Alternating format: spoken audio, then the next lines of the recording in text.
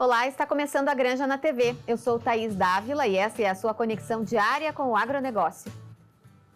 Hoje é o Dia Internacional do Café, apenas uma das datas que comemora uma das bebidas mais apreciadas pelo brasileiro. E o cafezinho está chegando mais caro à mesa do consumidor, mesmo sendo o Brasil o maior produtor global. A combinação entre mudanças climáticas ao redor do mundo e a valorização do dólar são fatores que contribuem para esse aumento. A alta no preço do grão acumula 16% nos últimos 12 meses e deve continuar até 2025. Quem traz mais informações é a repórter Milena Demaman. Tão bom tomar esse cafezinho diário, né? Pena que o preço do pó de café nos supermercados e esse cafezinho nas cafeterias estão mais altos. Vamos entender por quê? Nos próximos meses deve continuar em alta. Isso se deve a diversos fatores interligados, tanto no cenário doméstico quanto no internacional. No Brasil, as condições climáticas continuam sendo uma grande preocupação. Embora algumas regiões produtoras possam ter recuperado de uma forma gradual, o efeito causado pela seca está ligado diretamente à oferta limitada. A recuperação total da produção pode levar alguns ciclos de colheita. Outro fator importante é a valorização do mercado externo. A demanda global por cafés, especialmente nos países como os Estados Unidos e nações asiáticas, segue firme, o que mantém os preços internacionais elevados. E aqui no Rio Grande do Sul não temos produção de café. Você sabe por quê?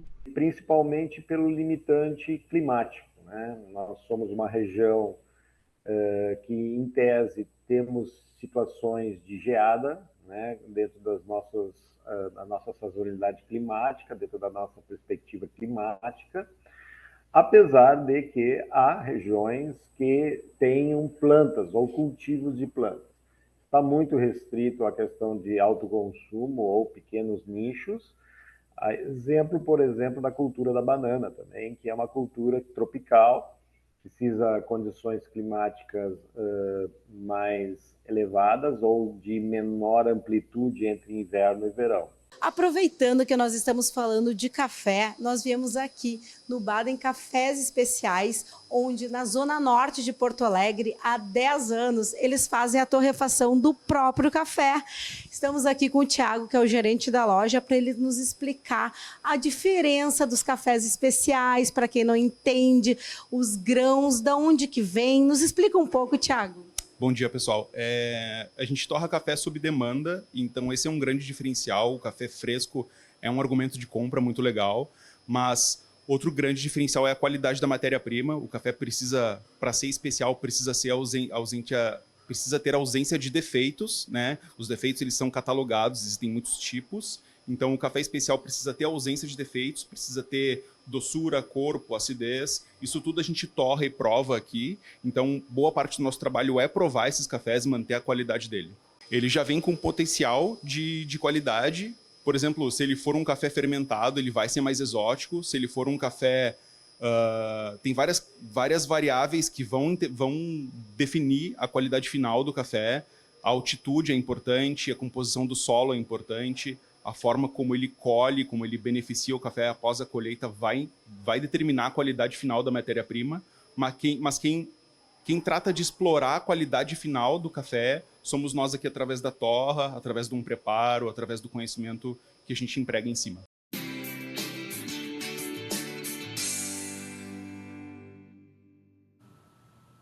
A gente viu aí na reportagem sobre café que o Rio Grande do Sul não produz café comercialmente, em grande parte por conta de questões climáticas. A gente conversa agora com o pesquisador da Embrapa Trigo e agrometeorologista Gilberto Cunha. Tudo bem, Cunha? Tudo bem, tudo bem. Bem, partindo desse pressuposto de que o Rio Grande do Sul não produz café por conta de questões climáticas, e a gente vem falando com frequência aí sobre mudanças climáticas, dá para se dizer que um dia vai ter clima favorável para a produção de café deste grão do café aqui no estado? Bom, essa é uma questão que merece ser um pouco melhor analisada. Primeiro, o Rio Grande do Sul não produz café em termos de comerciais, né? no litoral norte, na região das Missões, nos chamados fundos de quintais, existem muitos pés de café. Então, nos mesmos locais em que hoje se adaptam às chamadas fruteiras de clima tropical, o caso do maracujá, manga, mamão, outras fruteiras desse tipo, também há pés isolados, plantas isoladas de café. Evidentemente, não cafezais comerciais, né?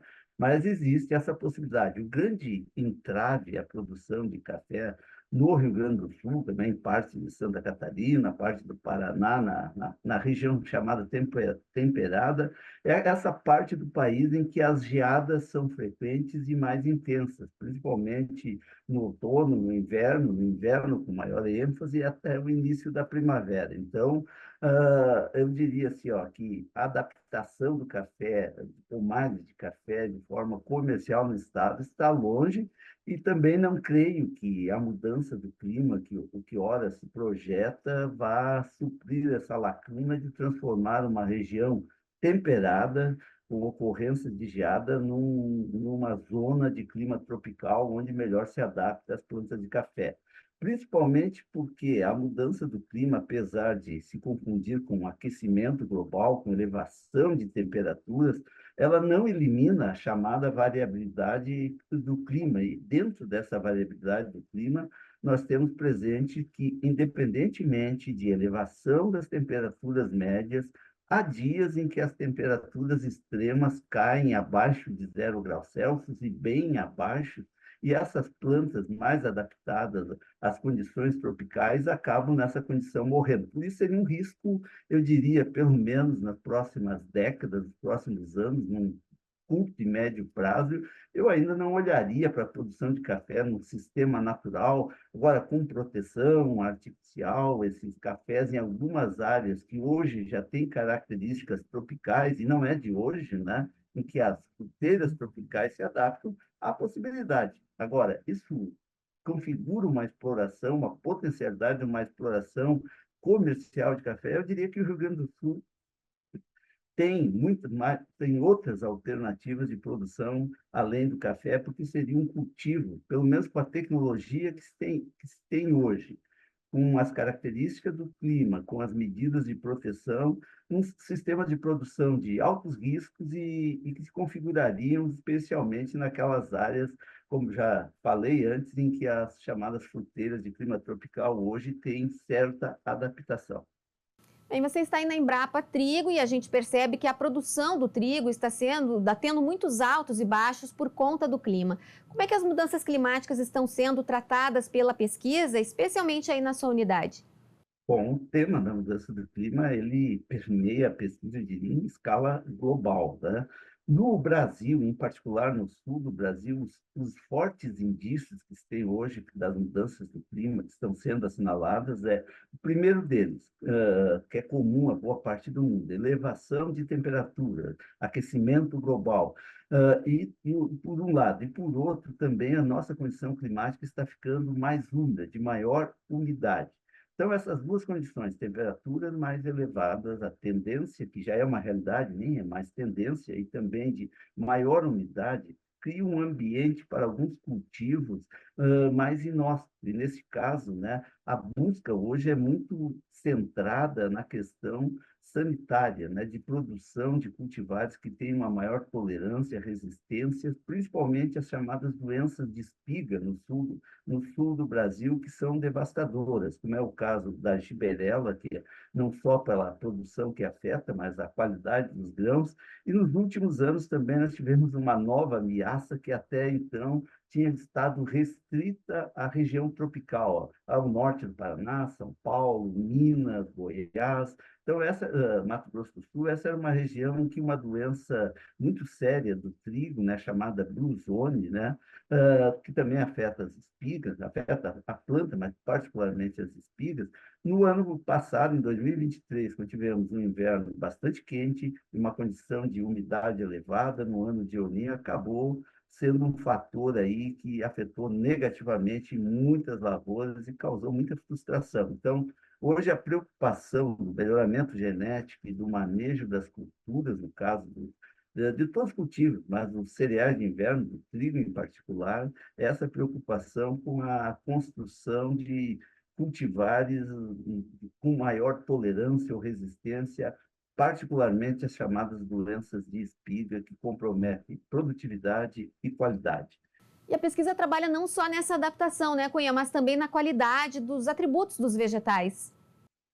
Sem dúvida, sem nenhuma. A pesquisa acaba sendo muito orientada, a pesquisa mais aplicada, né? É evidente que da chamada pesquisa básica é que resultam os grandes saltos, as grandes transformações, mas a pesquisa segue as orientações do mercado. A própria soja, de tempos em tempos, o mercado internacional já tem exercido alguma pressão na necessidade de elevação um pouco mais do teor de proteína, né? O próprio trigo, que o Rio Grande do Sul, nos últimos anos, se configurou como um exportador, né? Os padrões dos grãos para exportação estão muito centrados em teor de proteína. Já houve, principalmente em 2022, quando tivemos uma produtividade muito elevada, né? Muitos contratos de exportação acabaram tendo algum tipo de penalidade por não poderem atender o requisito do nível de proteína exigido. Então, são todas essas as grandes questões. E um olhar que eu diria, quando nós falamos em mudança de clima, é não só ter essa visão mais catastrofista, né, de que as coisas não serão só negativismo. Eu acho que, por outro lado, né, a mudança do clima, sim, é uma ameaça real, ela está presente, né, não nos serve nem negacionismo, nem catastrofismo.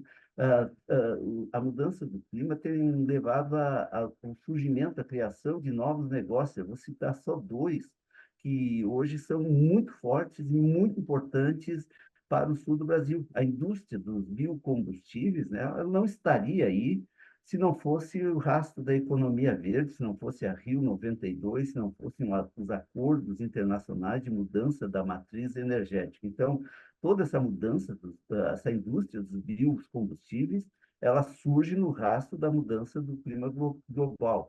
Os novos bioinsumos, né, um dos segmentos que mais cresce hoje no país, na área industrial e na agricultura particularmente, também vem muito forte, muito centrado aí na busca de soluções, na mitigação, na redução das emissões dos gases causadores de efeito estufa. Então,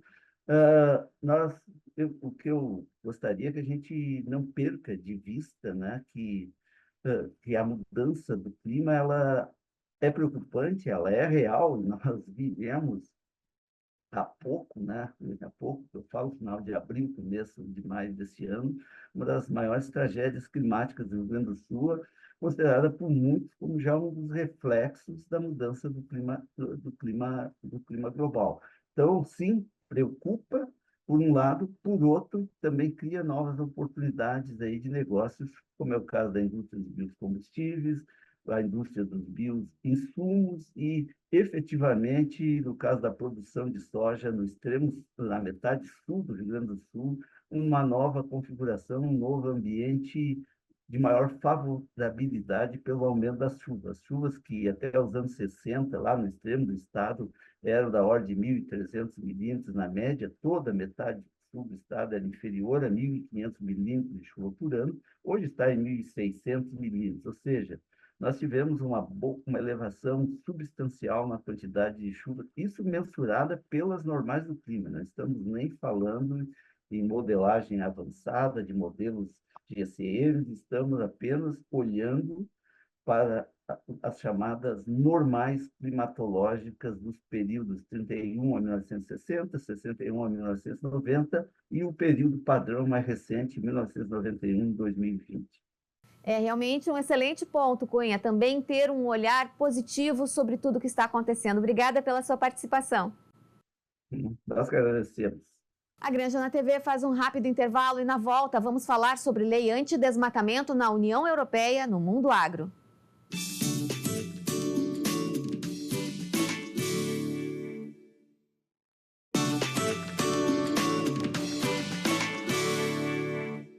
Pós em dobro Ubra Pop, uma promoção imperdível para turbinar sua carreira. Fazendo a sua matrícula em uma pós-graduação EAD nas áreas de gestão e educação, você recebe outra totalmente gratuita. Essa é a sua chance de investir em 2 cursos pelo preço de um e crescer profissionalmente. Aproveite a oportunidade incrível de adquirir conhecimento em dobro com uma das melhores universidades do país.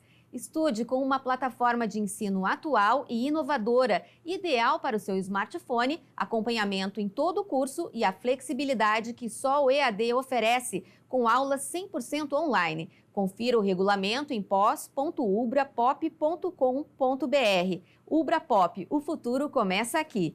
E vamos falar agora sobre sustentabilidade com o diretor vice-presidente da Farsul, Domingos Velho Lopes. Tudo bem, Domingos? Tudo bem, Thaís? Uma satisfação nós estarmos na Granja da TV novamente. Bom, vamos começar falando sobre cobrança pelo uso da água. O tema voltou à tona nos últimos dias?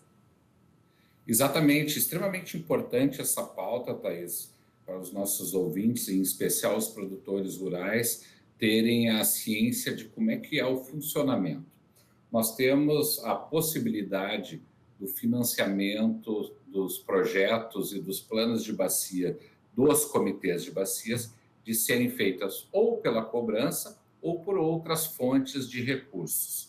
Então, existem 2 comitês de bacias no estado do Rio Grande do Sul, entre os 25, que, tendo seus planos de bacias aprovadas, eles fazem a possibilidade, levar à sua plenária, da metodologia de como financiar essa forma do plano ser realizado conforme as características que a plenária aprovou. Só que esse depende conforme a legislação gaúcha, que nós temos uma legislação específica para que regra as atividades e o uso da água, entre os quais, e também desta forma a cobrança, a qual nós necessitamos ter as 3 agências de bacias que possam ser as famosas agências de água, que possam regulamentar e possam realizar esta cobrança e principalmente internalizar essa verba via agência e do governo do estado retornar aos comitês de bacia. Como é que funciona para nossos ouvintes terem a clareza exatamente como é que acontece isso? Vai agora ao Conselho de Recursos Hídricos a solicitação destes 2 comitês, que é o Comitê do Rio dos Sinos e o Comitê do Rio Gravataí.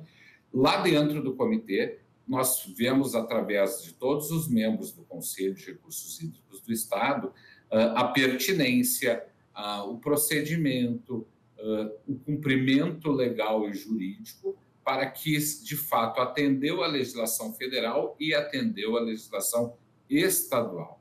Então, o que nós temos que ter ciência e, principalmente, não ter meias conversas é de que forma isso vai se proceder. Então, nós temos um caminho longo ainda dentro do Conselho de Recursos Hídricos, onde nós teremos, principalmente, o acompanhamento do setor produtivo para ver se foram cumpridas todos os regramentos legais. Então, porque na ótica do produtor, isso é mais um custo que vai onerar e muito forte a produção e, dessa forma, onerando as questões de preço dos produtos e que, em última análise, vai trazer uma inflação, preços mais altos dos produtos e a sociedade. Como é que funciona essa aprovação da cobrança, né? Você falou que está em debate aí dentro do Conselho de Recursos Hídricos, isso passa pelo Legislativo, de que forma é tomada essa decisão?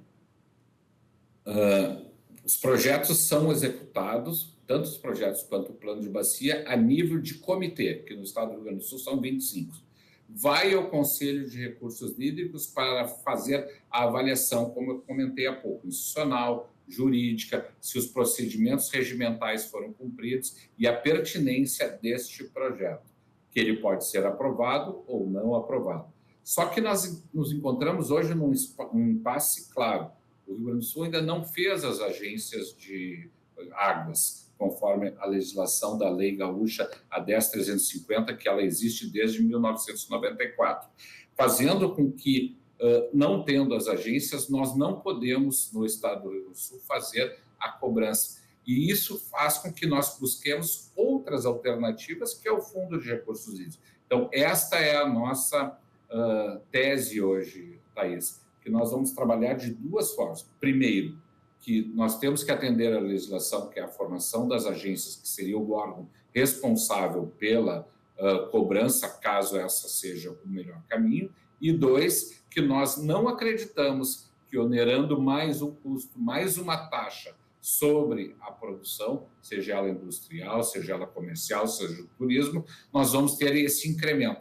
Esta é a forma a qual o setor produtivo gaúcho acha mais adequado, e não mais um imposto, mais uma taxa onerando a produção e, consequentemente, onerando os custos para as famílias gaúchas.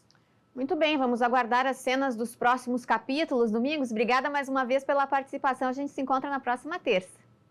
Thaís, sempre um prazer estar contigo, na Ubra, na TV, e sempre trazendo a informação mais adequada e mais verdadeira possível para os nossos ouvintes. Um forte abraço, boa semana a todos. Abraço, até lá.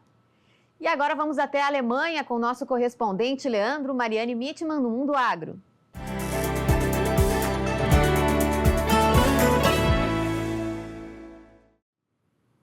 Bem-vindo, Leandro. Tudo bem? Já falamos aqui no programa sobre a lei antidesmatamento da União Europeia e do pedido dos próprios produtores europeus para que a lei não entrasse em vigor logo no início de 2025. Como é que está essa situação? Vai entrar mesmo em vigor? Então, pela primeira vez aí, desde que eu faço esses comentários aqui da União Europeia, eu vou voltar a um assunto, né?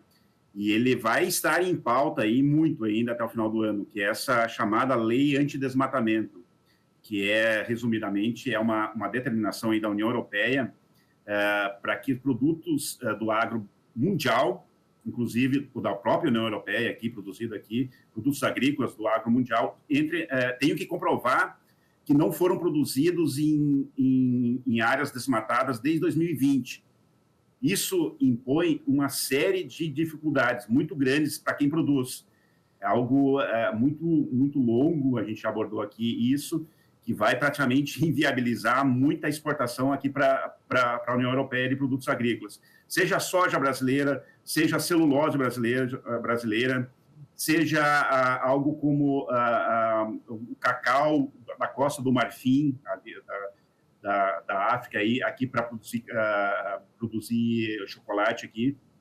Isso algo que está apavorando não apenas os exportadores, os produtores agrícolas, como os importadores. Eu vou me deter à questão do cacau da Costa do Marfim, que eu li a respeito aqui, por exemplo, vai restringir muito. O cacau da Costa do Marfim representa 10% do PIB deles lá, de todo o país. E eles vão ter grandes restrições para exportar para cá. Aí eu fui ver, a imprensa daqui foi lá, foi fazer a reportagem lá sobre os produtores de cacau da Costa do Marfim. Me chamou a atenção um dirigente de uma cooperativa lá, da Costa do Marfim, ele disse exatamente o seguinte: é muito bonito salvar o planeta, também temos que salvar as pessoas que nele vivem. Ou seja, ele lembrou que, por exemplo, temos que definir responsabilidades do fabricante de chocolate, do exportador e, finalmente, dos produtores. Ou seja, ele deu um contexto para isso, que é algo muito bonito, vamos evitar o desmatamento no mundo, mas como é que fica quem produz?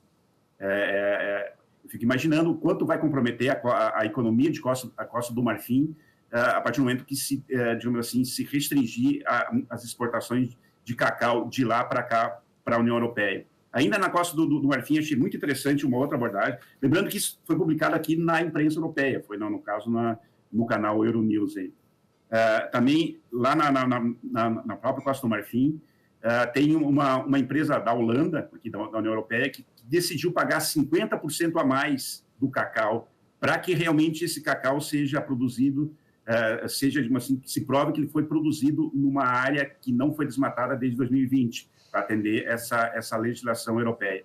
E eu achei bem interessante essa questão, porque muito se fala aí no agro brasileiro, europeus, americanos, vocês querem que a gente preserve a natureza? Ok, vamos lá. mas a gente também tem que ser remunerado para isso, a partir do momento que se restringe a produção, que é o caso de APP, de reserva legal, enfim, tudo o que se aborda aí. Eu achei bem interessante, sobretudo, uma declaração aqui, publicada aqui na imprensa europeia, da Katia Sims, que é gestora de parcerias da Thomas Chocolonely, que importa cacau da Costa do Marfim. Ela disse o seguinte: esse é um apelo a todas as empresas do setor para que paguem um preço mais elevado. Isso irá desafiar as questões subjacentes à pobreza que levam à desflorestação e ao trabalho infantil nas cadeias de abastecimento. Ou seja, Thaís, é exatamente isso. Essa empresa holandesa, ela entendeu que realmente preservar a natureza é muito legal, bonito, evitar desmatamentos, que isso afeta o clima no mundo, mas eles vão pagar 50% a mais para que essa, digamos assim, desse cacau exportado para cá seja produzido. Bem interessante isso. No papel é tudo muito bonito, né, Leandro? Mas a gente vai continuar acompanhando, certamente esse assunto vai voltar à nossa pauta aí nos próximos meses e vai ter bastante impacto aí para o mundo inteiro que exporta para a União Europeia. Obrigada por hoje e até a próxima. Até a próxima. A Granja na TV de hoje fica por aqui, a gente volta amanhã. Até lá.